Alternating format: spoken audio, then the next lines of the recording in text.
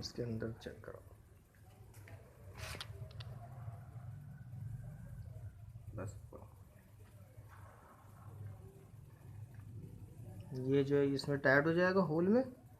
ठीक है, जब एयर प्रेशर इस पर पड़ेगा तो ये ऑटोमेटिक घूमना शुरू हो जाएगी।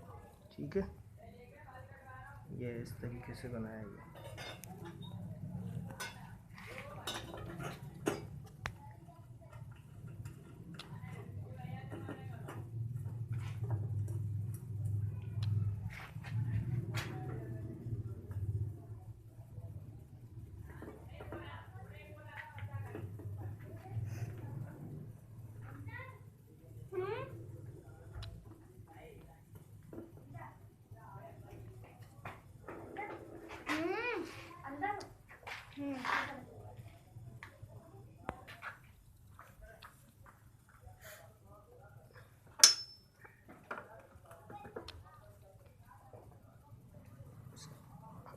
यहाँ